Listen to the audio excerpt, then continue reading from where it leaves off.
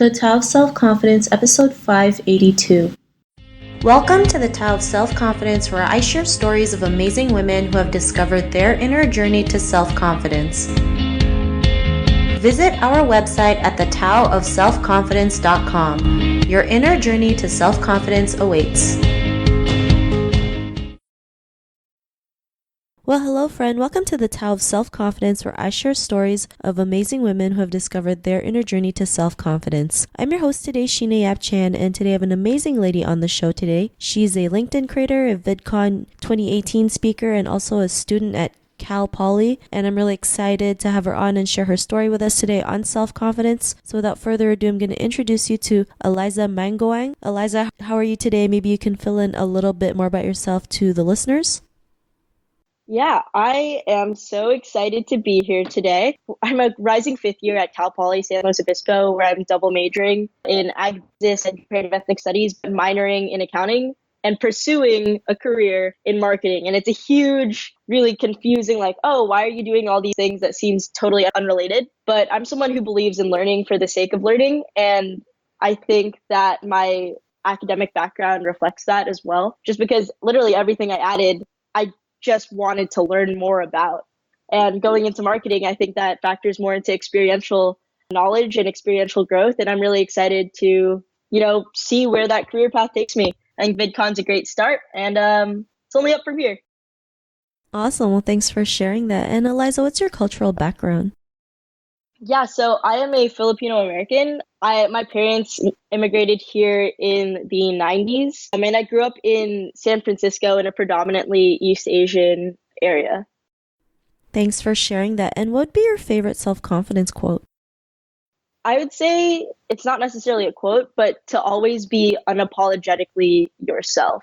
And I think I came to that after coming out as a queer, non-binary person. So yeah, just like you exist and you are valid and you are wonderful and the world is a better place with you in it. So why not just be who you are? Thanks for sharing that great quote. And in your own words, how do you define self-confidence?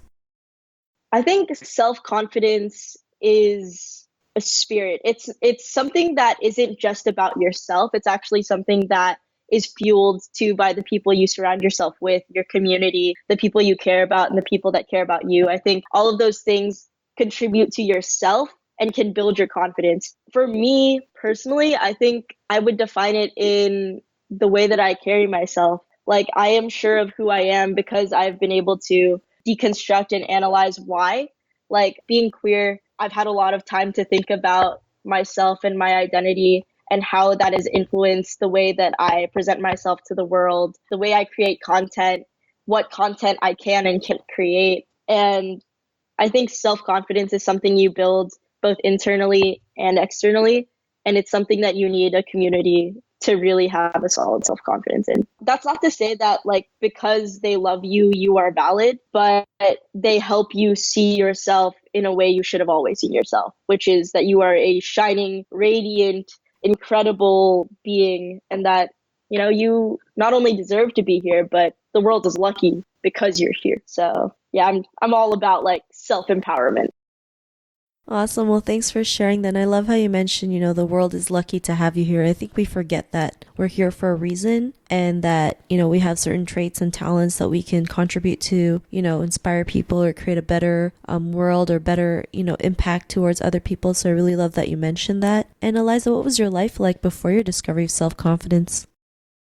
It's interesting that you bring this up because I think for me, that aha moment was coming out. So in discovering my self-confidence, it was a really painful process because I didn't understand myself. I didn't understand that I even had a self to be confident in. But I remember just being so insecure and letting other people dictate my actions, whether they realized it or not. So I used to get really, really bad anxiety and panic attacks when I would go clothing shopping specifically, because I would walk into the store and I would look at all of these clothes and is this what I'm supposed to like? And that would be what would always occur to me. And that kind of anxiety, is this what it's supposed to be? Is this what it's supposed to be? Didn't allow me, or didn't even occur to me that I could define that for myself, that I could wear something and the clothes wouldn't wear me, I would be wearing the clothes. Like I make the clothes look good, the clothes don't make me look good. And that's kind of where I was. I was trying to find validation from other people, other things. And that definitely changed after I cut my hair. Thanks for sharing that. And you mentioned that, your aha moment was, coming out. Maybe you can elaborate more on how that helped you realize your confidence in finding your true self. Absolutely. So a month before I came out to my parents, I cut my hair very short. So like people started confusing me for a boy, which was fine. And it was almost like when I cut my hair, I had felt liberated and I'd felt free. And I was like, oh, now I know what kind of clothes I kind of want to wear. And then coming out to my parents, which was easily the hardest thing I've ever done in my life, was incredibly challenging. I come from a very religious background. I attended like Christian school for like 9 years, and I went to church several times a week and all of that kind of thing. And it made it hard for me to come out to my parents. But ultimately, when I cut my hair, it gave me the confidence to tell my parents, like, because it's not something I could hide anymore, that, hey, I'm here, I'm gay, and I hope you love me. And, it was rocky at first, but my parents, I've never doubted, even in those times, loved me. And that is a privilege. Is my aha. My parents love me. My parents care about me. My family, who is so near and dear to my heart, they care.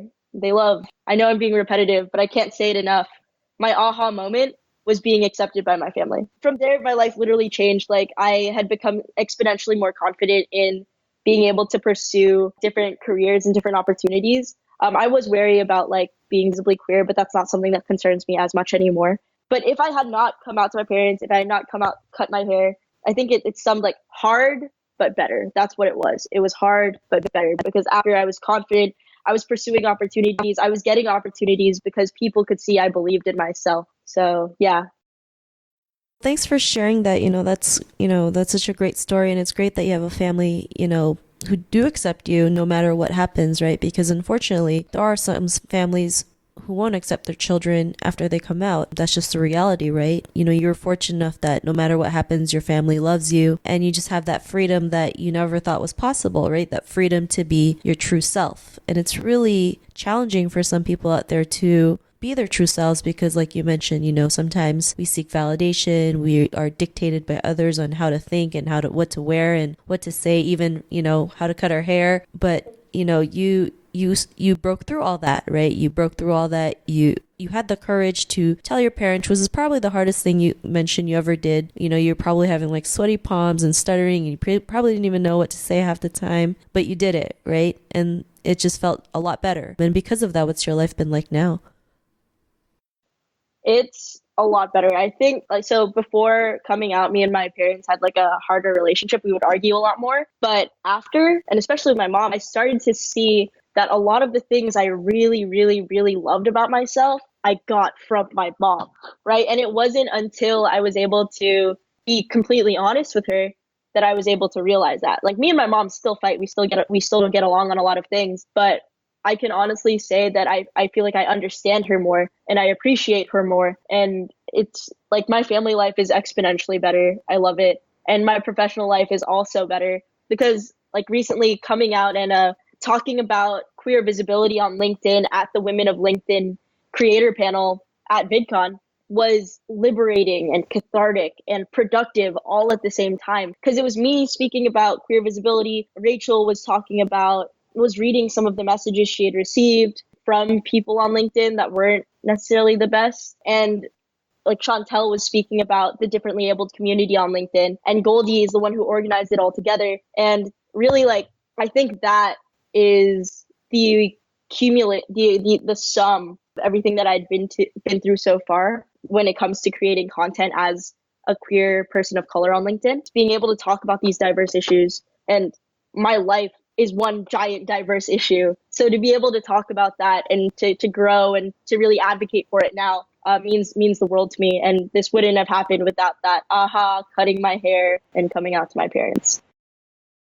Thanks for sharing that. It's crazy how something as simple as like cutting your hair can be such a huge, like, aha moment for you, or just a huge sign of like, this is who I am and I'm happy with who I am and I can be this person and just be happy with myself, right? It's just these simple things can make a huge impact on your life, which I think is great. And, to the woman who's listening to your episode, she may be in her own journey of self-confidence. What would be that one tip you would give to her?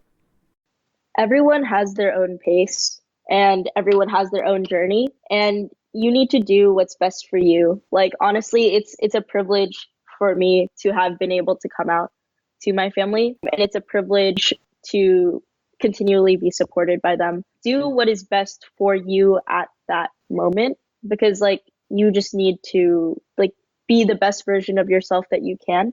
And if that's not possible, like right now because of XYZ, because finances or however, that's okay. Everyone has their own pace, and you are still heroic. You are still incredible, even if you can't or won't come out. Like, you're still valid and you're still loved. Awesome. Thanks for sharing those great tips. And if our listeners wanted to get to know a little bit more about you and what you do, or check out some of your content, is there any links or social media profiles we can connect with? Yeah, absolutely. So my Instagram is at AlyssahHQ. That's ALYSSA.HQ. It's my Instagram, or hashtag AlyssahHQ on LinkedIn.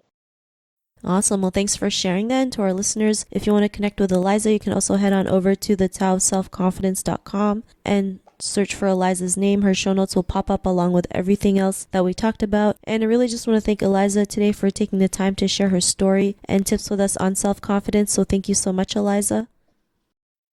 Thank you so much for allowing me to be part of the show. It's truly an honor. No, not a problem. It was an honor having you on the show. And to our listeners, be on the lookout for another new episode of another amazing woman's journey to self-confidence. And we'll talk to you soon. Bye for now. Thank you for tuning in to another amazing episode of The Tao of Self-Confidence. Visit our website at thetaoofselfconfidence.com to check out cool resources, blog articles, show recaps, and so much more. Your inner journey to self-confidence awaits.